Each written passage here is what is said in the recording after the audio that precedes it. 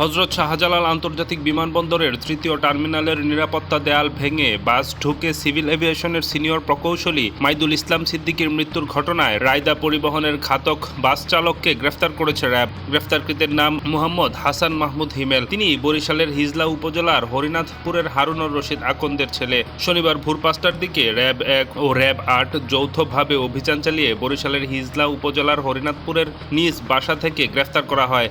রায়দা পরিবহনের বাসটি একই দিক থেকে গমনকারী মোটরসাইকেল চালিয়ে যাওয়া সিভিল এভিয়েশনের উপসহকারী প্রকৌশলী মাইদুল ইসলাম সিদ্দিকীকে মোটরসাইকেল সহ চাপা দিয়ে তৃতীয় টার্মিনালের নিরাপত্তা বাউন্ডারি ভেঙে ভেতরে ঢুকে যায়। পরবর্তীতে দুর্ঘটনাস্থল হতে গুরুতর আহত অবস্থায় স্থানীয় লোকজন কর্তৃক মাইদুল ইসলাম সিদ্দিকীকে কুর্মিটোলা জেনারেল হসপিটালে নিয়ে যাওয়া হলে কর্তব্যরত চিকিৎসক তাকে মৃত ঘোষণা করেন।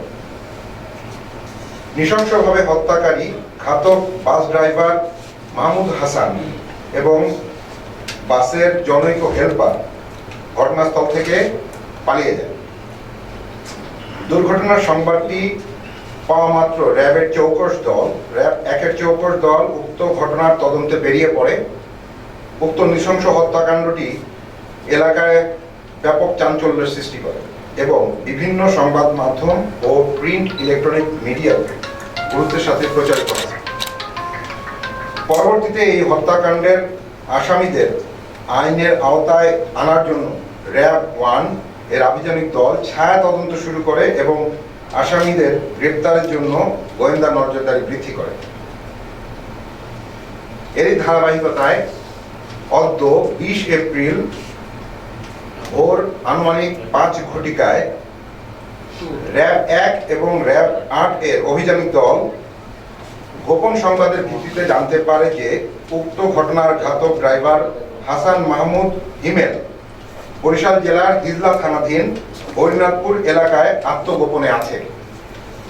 উক্ত সংবাদের ভিত্তিতে র্যাব ১ এবং র্যাব ৮ এর আভিযানিক দল বরিশাল জেলার হিজলা থানাধীন হরিনাথপুর এলাকায় যৌথ অভিযান পরিচালনা করেন এবং এই হত্যাকাণ্ডের ঘাতক ড্রাইভার হাসান মাহমুদ হিমেলকে গ্রেপ্তার করে এবং প্রাথমিক জিজ্ঞাসাবাদে জানা যায় যে তার এ ধরনের বড় বাস চালানোর লাইসেন্স যথাযথ ছিল না এবং গাড়ির ফিটনেসের কাগজপত্র ছিল না বলে তিনি স্বীকার করেন। গতকাল সকাল ১০টায় ঢাকা এলিভেটেড এক্সপ্রেসওয়ের সামনে হযরত শাহজালাল আন্তর্জাতিক বিমানবন্দরের তৃতীয় টার্মিনালের নিরাপত্তা বাউন্ডারি ভেঙে রায়দা পরিবহনের একটি বাস ঢুকে যায়। এ সময় সিভিল এভিয়েশনের সিনিয়র একজন ইঞ্জিনিয়ার নিহত হয়। নিহতের নাম মাইদুল ইসলাম সিদ্দিকী। তিনি সিভিল এভিয়েশনের সিনিয়র সাব অ্যাসিস্ট্যান্ট ইঞ্জিনিয়ার।